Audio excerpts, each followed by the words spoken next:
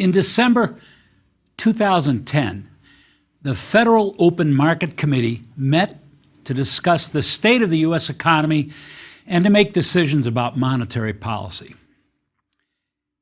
In its official statement, dated December 14, 2010, the Federal Open Market Committee said, and I quote, "Information received since the Federal Open Market Committee met in November confirms that the economic recovery is continuing, though at a rate that has been insufficient to bring down unemployment," end quote.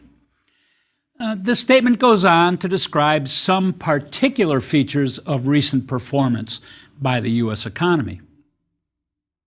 The statement then describes what FOMC has decided to do. To promote a stronger pace of economic recovery and to help ensure that inflation over time is at levels consistent with its mandate, the committee decided today to continue expanding its holdings of securities as announced in November. The committee intends to purchase $600 billion of longer-term Treasury securities by the end of the second quarter of 2011, a pace of about $75 billion per month. What is unusual about this FOMC statement when compared to others is that the policy statement describes two different kinds of activities. As is customary, the FOMC stated its target values for the federal funds rate. Because the economy in December 2010 was still growing very slowly after the Great Recession, and because unemployment remained high and the inflation rate low, the FOMC announced that it would continue to keep the federal funds rate between 0 and 0.25%. And these are very low levels indeed. But the policy statement also described an extraordinary asset acquisition program that is not normally part of Federal Reserve policy, but was an initiative taken by the Fed in 2010 to attempt to accelerate the recovery. That extraordinary policy came to be called quantitative easing. What exactly does the Federal Reserve do to pursue its policy objectives? In today's lecture, I answer that and related questions. Along the way, I like to compare the Federal Reserve policy with the policy undertaken by the European Central Bank and show that these two very important central banks typically agree about the right kind of policy medicine for their economies.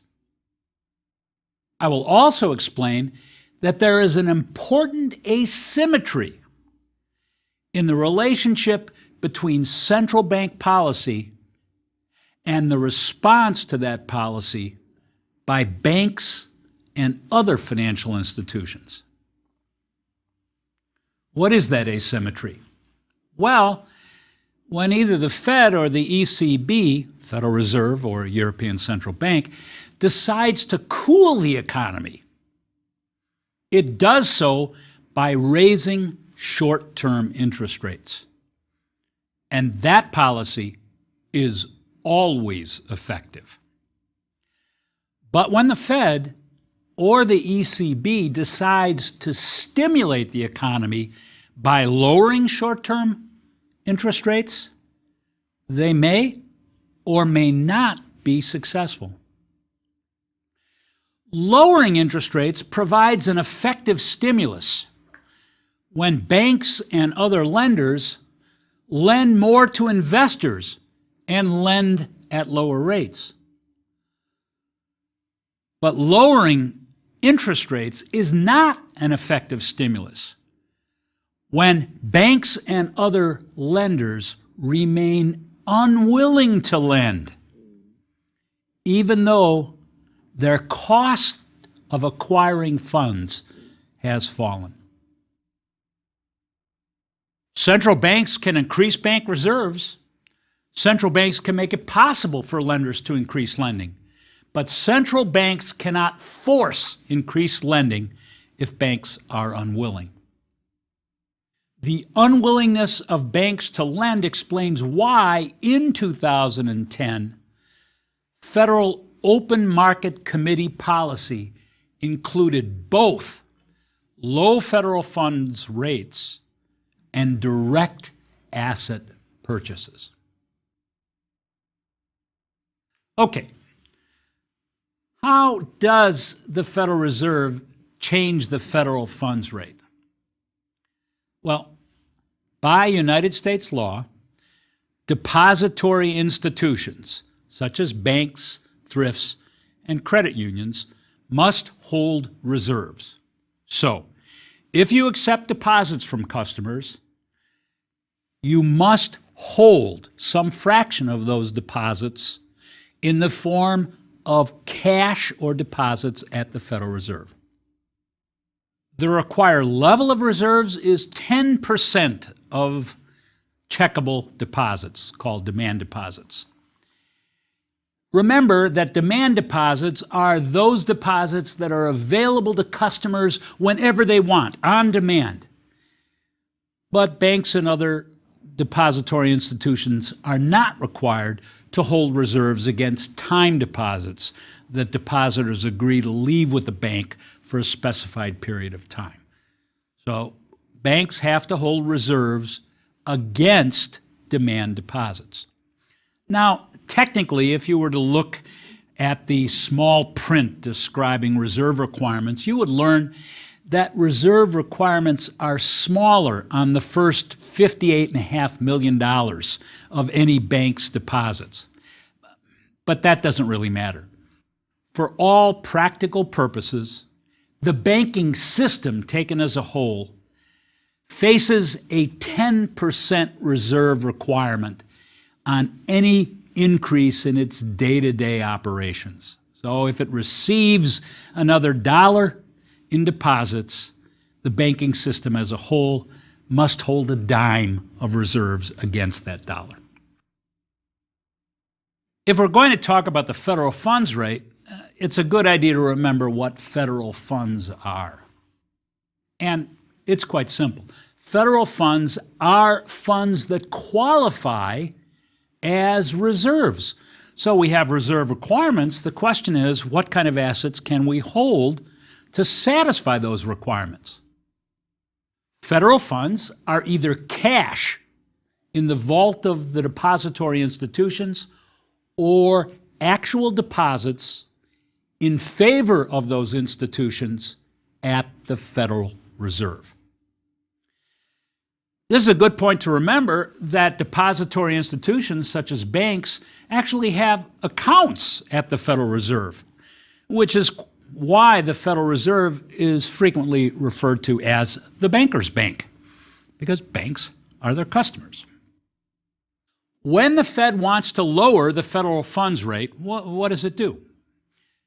It buys U.S. Treasury securities on the open market from Treasury security dealers, and that purchase increases the supply of federal funds. But how? Well, the Fed pays for those funds with, let us say, a check. So the purchase of bonds by the Federal Reserve means that the Fed writes a check to the bond dealer. But the bond dealer doesn't want to hang on to the check. And when the bond dealer deposits the check at its bank, and then the bank in turn presents the check to the Fed for payment, the Fed honors that check that it wrote by simply adding to the bank's deposit account at the Fed. Poof! The Fed has created new federal funds, and those new funds allow commercial banks to loan $10 new for every $1 new in federal funds. We speak of the federal funds market. What's that? The federal funds market is the market where banks who have excess reserves lend those excess reserves to banks who borrow them to meet their own reserve requirements. Okay, let's pause for a minute and understand that. Not every bank has exactly the right amount of reserves, the amount required by law. Some banks will come to an accounting day and have too few federal funds. Others will have more than required. The federal funds market is the place where banks with more funds than required will lend them for a short term to the banks who have too little of those funds. In a sense, that market is a place where mutually advantageous exchanges are made and federal funds are used more efficiently. What's the federal fund rate? The federal funds rate is the rate of interest determined by that market for loans of federal funds from one bank to another. So the provider of federal funds in the marketplace earns the federal funds rate, and the borrower of federal funds pays the federal funds rate. Now, the funds are lent for very short periods of time because the borrowing banks need them just long enough to bring their reserve totals up to the required level. When? On the last day of each 2-week reserve maintenance period. So there's an accountancy day that happens once every 2 weeks. When the Federal Reserve buys bonds, it increases the supply of federal funds and thereby lowers the market rate at which these funds are borrowed and lent. It stands to reason, right? If the supply of those funds is greater in the marketplace, the cost of borrowing them should be less. When the Fed wants to raise the federal funds rate, it reverses the procedure. It sells U.S. Treasury securities on the open market to private securities dealers. What happens then? Okay, the dealer pays for those bonds that it has purchased with a check, which the Fed collects on by lowering the deposit balance at the bank where the bond dealer has an account. It's the opposite procedure. In fact, it makes sense to say that selling bonds destroys federal funds. The decrease in the supply of federal funds raises the market rate at which the funds are borrowed and lent. While the monetary system in Europe is similar to that in the United States, there are some important differences, and I will highlight these in the next part of the lecture before I move on to talk about a comparison of European Central Bank and Federal Reserve policies. You will remember that the European Central Bank, or the ECB, is the central bank for the European nations that use the euro as their common currency. The central banks of individual euro nations, such as the Deutsche Bundesbank and the Banque de France, now function more like branches of the ECB than as freestanding central banks. 17 member states of the European Union use the euro as their currency. Let's see, that's Belgium, Germany, Estonia, Ireland, Greece, Spain, France, Italy, Cyprus, Luxembourg, Malta, the Netherlands, Austria, Portugal, Slovenia, Slovakia, and Finland. Perhaps the most notable member of the European Union that is not part of the euro area is the United Kingdom. And that's an interesting story for another day. Sweden and Norway are also not part of the euro area, although Sweden is part of the European Union but Norway is not. The European Central Bank pursues its policy objectives by also conducting open market operations, by maintaining something that they call standing facilities for participating credit institutions, and, like in the United States, by requiring credit institutions to hold minimum reserves with the euro system.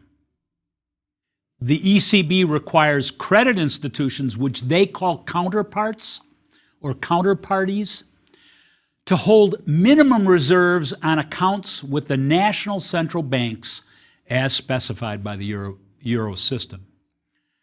The list of liabilities against which counterparties must hold reserves is broader in the euro system than in the Federal Reserve System when it's simply checkable deposits. The ECB requires that reserves be held on something called overnight deposits, deposits redeemable on demand, just like in the United States, deposits with maturities up to and including 2 years, unlike the United States, and debt securities with a maturity of up to 2 years, also unlike the United States. Counterparties hold reserves in the form of deposits with the national banks, so with the branches of the ECB, if you prefer. The ECB uses end-of-month balance sheet data to compute required reserves that institutions must hold during a 1-month period that begins 1 month later. So banks have more time to adjust in Europe than in the United States. For example, credit institution liability balances at the end of February determine required reserves that those same institutions must hold during April, so they get lots of advance notice. The reserve requirements are different for different liability classes. In the United States, we have one reserve requirement, 10%, and only one class, checkable balances. The ECB also has what they call 2 standing facilities that credit institutions may use. Counterparties, remember those are like banks and other financial institutions, may use the marginal lending facility to obtain overnight liquidity, overnight loans from national central banks at a pre-specified interest rate. Now, the counterparty must offer appropriate collateral, and so this is not unlike borrowing from the Federal Reserve's discount window, or rediscount window as it's more properly called. The marginal lending facility is intended to satisfy counterparties' temporary liquidity needs. It functions in the euro very much like the federal funds market functions in the United States. Counterparties can use the deposit facility to make overnight deposits with national central banks. The deposits are remunerated at the pre-specified interest rate. The deposit facility allows counterparties to receive interest income on the reserves that they hold. Only in special periods of U.S. history has the Federal Reserve paid interest on reserves, only as part of its response to the subprime crisis and the Great Recession. But history before then, the Federal Reserve did not pay interest on reserves, although the European Central Bank does so routinely. The European Central Bank also conducts open market operations in a manner similar to the Fed. The ECB may buy and sell debt certificates, bonds and the like, issued by the ECB, and all debt certificates issued by the national central banks of the euro system prior to the date of adoption of the euro. All traded debt certificates must meet high credit standards. So the ECB will only buy and sell high quality securities. All traded debt certificates must be issued or guaranteed by central banks, public sector entities, private sector entities, or international and supranational institutions. Now, this is a very broad list of admissible securities, far broader than the Federal Reserve will buy and sell in normal times. The ECB conducts open market operations to keep the Euro overnight index average. I got to say that again, it's a mouthful. Euro overnight index average, EONIA, E-O-N-I-A. I say EONIA. And it tries to keep the EONIA close to a published target rate. So EONIA to the ECB is like the federal funds target rate to the Federal Reserve. When the ECB wishes to stimulate the European economy, it lowers its target for EONIA, just like the Fed lowers its target for the federal funds rate.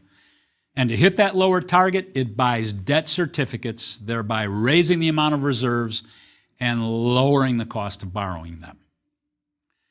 And when the ECB wants to destimulate the European economy, it raises its target for EONIA and sells debt certificates, thereby lowering the amount of reserves and raising the cost of borrowing them. The rates that the European Central Bank charges to borrow reserves in its marginal lending facility, and that the ECB pays for the reserves on deposit in its deposit facility, provide an upper and lower bound for EONIA. Okay? A sort of corridor in between which EONIA will always lie. Okay, let's take a few minutes now to ask, how does Federal Reserve policy and how does European Central Bank policy vary over the business cycle? Well, right off the bat, we have to acknowledge that the objectives of Federal Reserve and ECB policy are not exactly the same. The ECB has one priority mandate: to conduct monetary policy in a manner that is conducive to price stability. Its charter specifically subordinates maintenance of full employment to its primary objective, which is maintenance of price stability. The difference is that the Federal Reserve has a dual mandate, and I'll discuss that mandate in great detail in a future lecture. But for now, the first part of that mandate is to maintain price stability. The second part of the mandate is to promote full employment of resources in the economy. And the chartering law itself does not prioritize those two mandates. Most economists, however, argue that price stability is and ought to be primary and is and ought to be the superior mandate, and that full employment should be pursued only when doing so does not jeopardize price stability. But many politicians and elected officials disagree, and so there is a difference between Fed mandate and ECB mandate. The chart that you're going to look at now shows how the Federal Reserve adjusted the federal funds rate over two business cycles. What do we see when we look at the graph? Well, first of all, we note that the dates run between 1995 and 2011. As we begin in 1995, we notice that the federal funds rate was kept, somewhere between the high 4% and about 6.5%. I like to say that the Federal Reserve during that period was keeping the federal funds rate at a station-keeping level of, let's say, on average, 5.5%. So it was keeping the federal funds rate at a station-keeping level. But beginning in 1999, we see that it raised the rate from about 5% to about 6.5%. And at that point, it did so explicitly to counter inflationary forces that the Federal Reserve believed were beginning to influence the U.S. economy. The Fed reversed course late in 2000, and over the next year, and you can see this clearly in the diagram, dropped the federal funds rate from 6.5% to 1.75% in an attempt to offset recessionary forces. And the gray band that you see in the chart are the official dates, beginning and ending dates, of the recession that actually occurred. The Fed dropped the rate further, all the way to 1% after 9/11, in an effort to maintain liquidity and keep the financial system solvent. That decision was criticized by many, as you'll recall, after the onset of the financial market crisis in 2008. Beginning in 2004, the Fed began raising the federal funds rate back to a station-keeping level of about 5.25%. But, as the diagram clearly shows, late in 2007, the Fed began dropping the rate dramatically to offset the financial crisis and the Great Recession. The Fed continued to keep the federal funds rate just slightly above zero throughout 2009, 2010, and 2011. I think it is interesting to compare European central bank settings for Ionia with Federal Reserve settings for the federal funds rate. Doing so shows that the ECB responded in much the same way as the Fed did during this period. The ECB did not lower Ionia as far as the Fed lowered the federal funds rate in 2001, adding credibility to the view that the Fed believed that more policy stimulus was required after 9/11 to maintain worldwide confidence in the U.S. payment system. By making the federal funds rate lower, the Fed made it cheaper for banks to borrow cash assets that they may have required to fulfill their payment obligations to individuals and other institutions. At the beginning of 2011, the ECB and the Fed had lowered Ionia and the federal funds rate respectively to values only slightly higher than zero. The Fed had never in its history set the funds rate as low as it did from 2009 to 2011. The fact that short-term interest rates were near zero during the financial market crisis and the Great Recession of 2007 to 2010 raises a very important question. What is a central bank to do when it has lowered rates to zero and the economy remains in recession? Is a central bank helpless in such cases? The fact is that the Fed did not respond to the financial market crisis and the Great Recession, the Great Contraction if you prefer, simply by keeping the funds rate low. It took other extraordinary and in some cases controversial policy measures as well. In a later lecture, we will learn what those measures were and why the Fed took them. Indeed, that lecture is called Extraordinary Policy for Extraordinary Times. We will also explore the legal foundation under which the Fed took its extraordinary measures.